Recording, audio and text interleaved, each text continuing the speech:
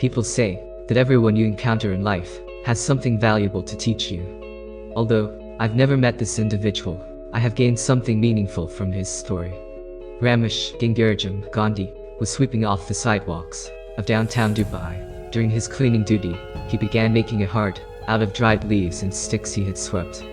During the sweep, his thoughts drifted to his parents, both of whom lived far away in Oman with his siblings, and his recently married wife, who had not seen him for months, since the day he got married, when he moved to Dubai to begin his job. He had no idea that this small piece of emotional street art would earn him global attention, respect, and renown. Someone from a neighboring Dubai office noticed him and took pictures of Ramesh and his heart. He then shared the picture on Instagram, where it quickly became a worldwide sensation.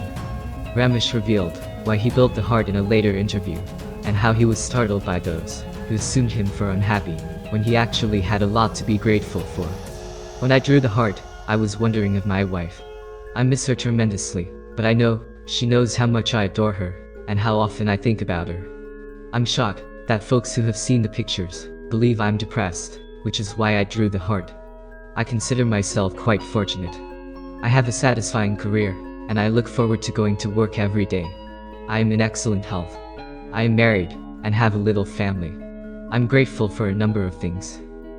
This is 1% better every day. Here are 2 lessons that Ramesh taught me on the subject of pleasure and gratitude. Lesson number 1. Happiness comes from within. Ramesh made his heart because he was thankful for everything he had, not because he was unhappy. He derived it from a sense of love and fulfillment, rather than lust and emptiness. Considering his father's sickness and his family's absence and difference, he always had them all in his life. Given his wish to see his wife, he is fortunate to have someone in his life who he frequently thinks about and loves. The heart was a symbol to the universe, as a token of gratitude for all he already had. A wonderful career that he enjoyed coming to every day, excellent health, a wife, and a family. Just like us, he had many things to be grateful for. We are sometimes dragged away in life by the belief that happiness is a distant place that must be attained. Happiness, on the other hand, is not something that can be obtained outside. It is something that we carry inside us in our daily life. Happiness is the journey. We waste a lot of time hoping to find out what will make us happy next, but we don't invest sufficient time appreciating the happiness we currently have. Here are some takeaways from Ramesh's story. Your happiness and peace have nothing to do with how well you believe you're doing, how far you've come in your journey, or what the future holds, but on how welcoming, and how pleased you are with anything that has to do with your happiness and fulfillment. Your joy comes from a place of abundance, not lack. It's embedded within us. It comes from a deliberate act of gratitude and thankfulness, and it's fed by being aware of your own presence. As per the words of Seneca, the Stoic philosopher, it is not the guy who has too little, but the one who wishes to have more, who is poor. If you like my videos, smash that like button and subscribe, so that the YouTube algorithm recommends our video to people who really need our knowledge.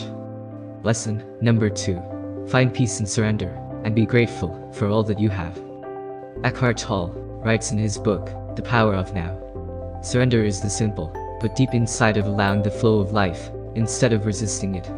Surrender has a bad meaning, since it suggests loss, giving up, and becoming lethargic. Surrender, on the other hand, has a different connotation. True surrender entails accepting the current moment as it is, without hesitation or question. It means letting go of all internal emotional and mental barriers to what is, right here, right now. Approving the flow of life is true surrender. When things go wrong in life, this is especially strong, since it's the only time the distance between our new reality and our expectations increases. Frustration, bitterness, and anguish all develop in this new place. In Happier Now, Natalie Kogan refers to this as the valley of suffering, or the gap between how things are and how we had imagined them to be. That gap is all your own creation, and the only way to close it is to master surrender.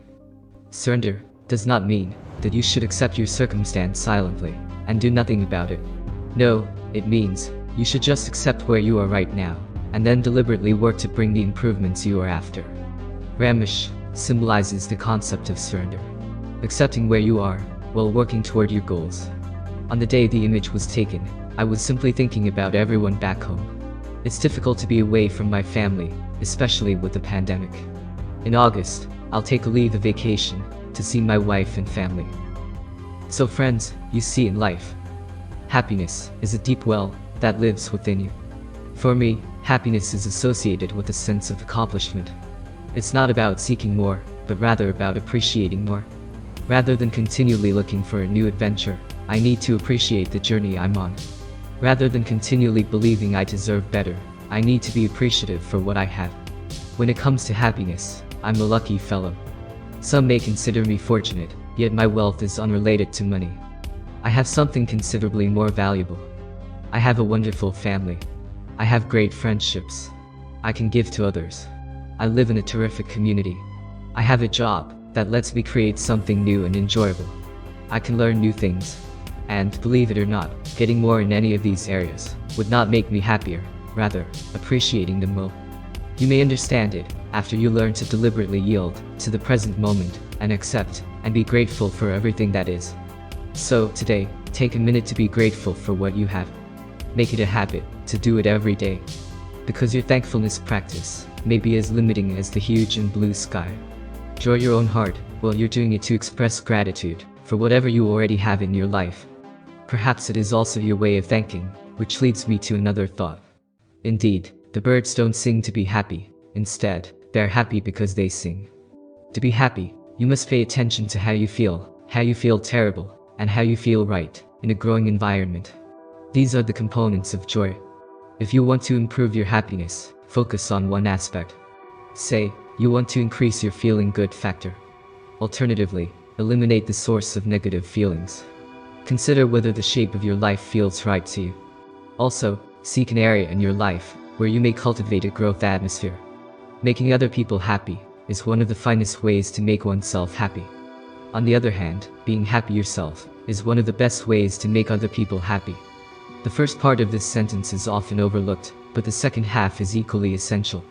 According to research, cheerful individuals are more charitable, more inclined to volunteer, and more concerned in other people's issues, as well as better leaders, and more capable of bringing about change. The days are long, but the years are short. You can't be happy until you believe you are. It may seem stupid, yet it's simple to ignore. Get enough sleep, exercise on a regular basis, get some sunshine, and seek medical advice if necessary. Strong interpersonal interactions are a key of pleasure, according to philosophers and scholars. One of your main goals in life should be to form solid connections. Making an effort to keep one's surroundings in decent order pays off in happiness for the majority of individuals. Happiness comes from appreciating what you already have, not from having more or less. You have the ability to assign what you do, but not what you like doing. You must know yourself and accept your own nature in order to have a happy life. This is a big issue for some folks. There is no obligation we undervalue more than the duty to be happy. Robert Lewis. Subscribe and turn on notifications so you don't miss videos of my journey in search of mental clarity. This is 1% Better Every Day, and I'll see you in the next video. Till then, keep improving and stay blessed.